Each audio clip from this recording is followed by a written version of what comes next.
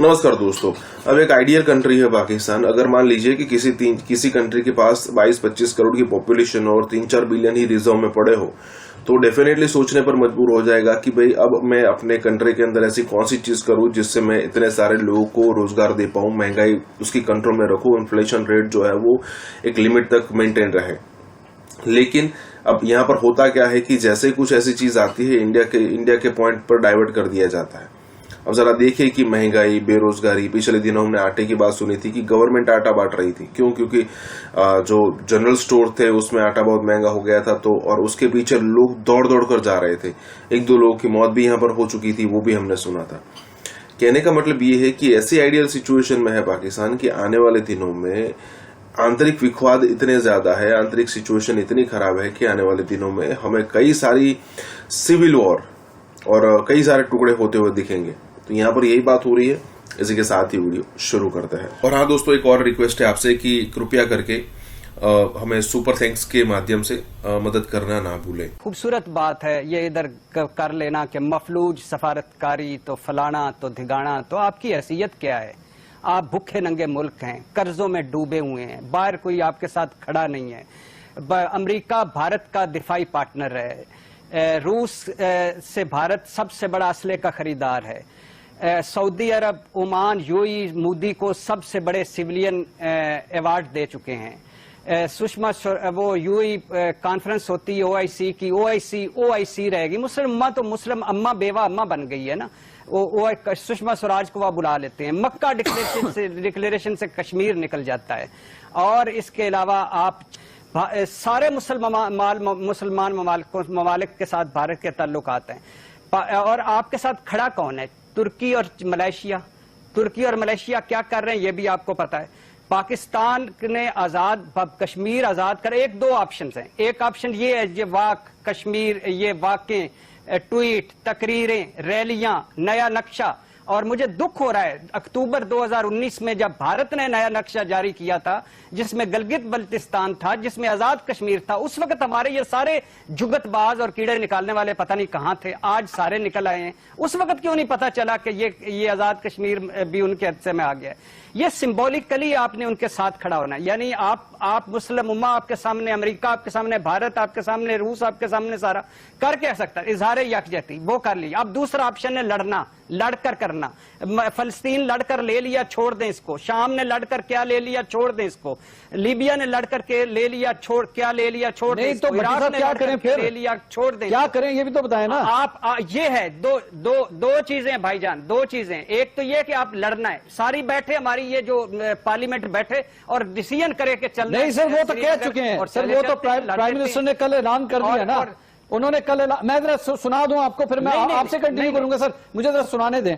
नाज़रीन, prime minister ने बड़ा वाज़ेह तौर पर इस सिलसिले में कल ऐलान किया है मिलिट्री ऑप्शंस के हवाले से लड़ने की। भट्टी साहब बात कर रहे थे। ले भट्टी साहब, military solution is not on the table sir, political solution ही है।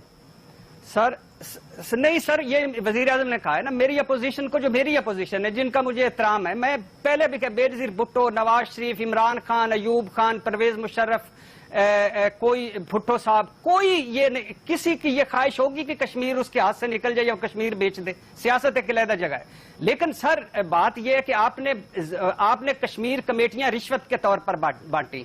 आपके सफारतकार ने सुस्त निकले, आपका दफ्तर खारजा सुस्त निकला। और बदकिस्मती से मकबूजा कश्मीर में क्रिश्चियन नहीं रहते, अमरीकी नहीं रहते, बरतानवी नहीं रहते, यूरोपियन नहीं रहते, वह मुसलमान रहते हैं। और मुसलमान का खून आपको पता है कितना होता है। फिर मैं जरा पूछना चाहूंगा, आज मेरा दिल नहीं कर रहा था ये बात करने के, जब गुजरात कत्लो गारत होती है हमारे क्यों माजरत खाना रवैये थे?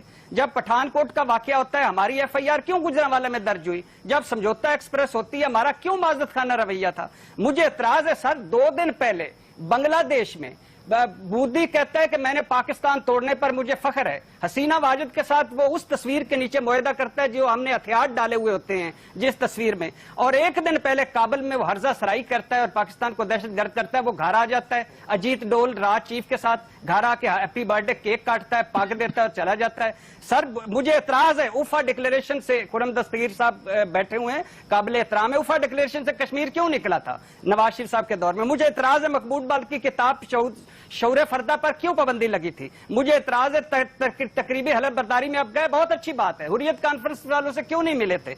मुझे इतराज है सजन दंदाल को मरी क्यों ले गए थे बगैर वीजे के, और क्या क्या बातें हुई थी, क्यों कोई स्टेक होल्डर हमारा नहीं था उसमें? मुझे एतराज है कलभूषण के मामले पर माजरत खाना रवैये क्यों थे?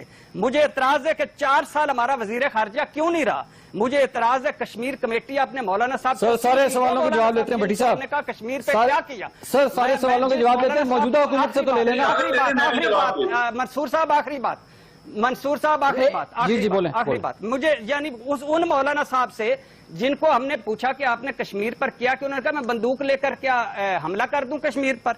सर तस्नीम अशरफ ने कहा नवाज शरीफ साहब खुद भी कलभूषण और बलूचिस्तान में भारतीय, मैं नहीं कह रहा भारतीय मुदाखलत पर बात नहीं करते थे, बल्कि हमें और दफ्तर खारजा को भी मना कर सकता था। आगे से पॉइंट आ गया। मैं सर लेता हूं जवाब, ना करें सर मैं इसका लेता हूं, पहले जरा मौजूदा हुकूमत से ले लूं, फिर मैं खुर्रम साहब को भी मौका देता हूं। Khurram sahab, you want to answer this, या मैं पहले जरा हुमायूं साहब के पास चला जाऊं? I want to answer it right now, मैं फौरी जवाब देना चाहूंगा। अच्छा आप दीजिए, फिर मैं वो बिकॉज ये 73 सालों में जिस दिन मसला कश्मीर हल होने के करीब तरीन आया वो 28 मई 1998 था, जिस दिन नवाज शरीफ ने पाकिस्तान को एटमी ताकत डिक्लेयर किया। ये भी याद करें, ये भी याद करें कि बुरहान वानी का नाम नवाज शरीफ ने सितंबर 2016 में यूनाइटेड नेशन जनरल असेंबली में जाकर बबांगे दोहल लिया। ये भी याद करें कि पाकिस्तान की जो अंदरूनी मजबूती है, जो मौशी मजबूती जिसकी वजह से आज हम कहते हैं कि हम कमजोर हो गए और हमारे पास कोई वसाइल नहीं है, पाकिस्तान को मौशी तौर पर मजबूत नवाज शरीफ ने किया। पाकिस्तान को की जो जिस चीज ने हमें सबसे ज्यादा अपने इस काबिल नहीं किया था कि हम लड़ सकें, वो हमारे अंदर की दहशत गर्दी थी। नवाज शरीफ ने दहशत गर्दी से इस मुल्क को पार किया अफवाज पाकिस्तान के साथ मिलकर। जिस चीज ने हमें तंग किया था कि कराची में 30-30 कत्ल होते थे रोजाना, नवाज शरीफ ने उसको पुरअमन किया, पाकिस्तान को रोशन किया।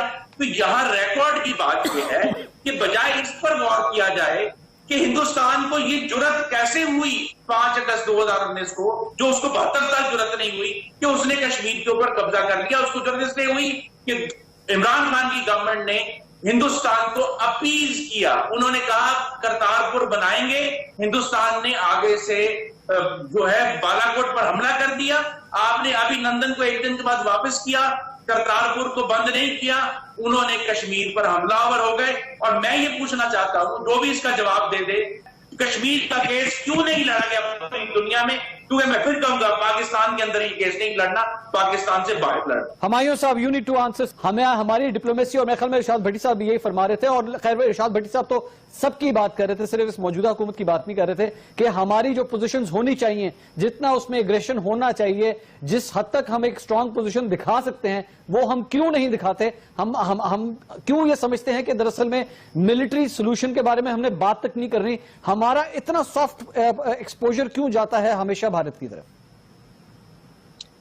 अमल तो मंसूर, मुझे खुर्रम दस्तगीर साहब की आवाज नहीं आई, लेकिन बहरहाल आपके सवाल से मैं कुछ समझ सकता हूँ। जी सर। देखिए, ये जो पॉलिटिकल चीजें होती हैं, डिप्लोमेटिक चीजें होते हैं, आवाम को उजागर करना होता है, ये अंग्रेजी में कहते हैं ना नेसेसरी चीजें हैं, बट सफिशिएंट नहीं है। मेरा एक सवाल तो ये होगा कि 60 साल से इस मुल्क में पीपल पार्टी किसी न किसी सूरत पे है, और तकरीबन 40 साल से PMLN है।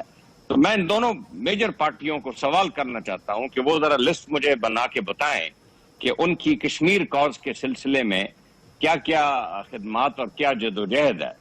एक बात मत बोलिए कि यही पाकिस्तान है जो आप कहते हैं कि गरीब है और डेवलपिंग मुल्क है, लेकिन इसी पाकिस्तान ने एक ये न्यूक्लियर स्टेट है किसी न किसी तरह बनाया, और इस वक्त दुनिया हमें तस्लीम करती है। यही पाकिस्तान है जो कि बदकिस्मती से ये बात पाकिस्तान के सियासतदान नहीं मानते, लेकिन खुशकिस्मती से पाकिस्तान की अवाम हर गली, हर कूचे, हर गांव में मानती है कि यही वो पाकिस्तान है जो रूस के आगे खड़ा हुआ और अफगान भाइयों का साथ दिया और उसको पीछे धकेला और दुनिया का नक्शा बदल गया। वही पाकिस्तान है।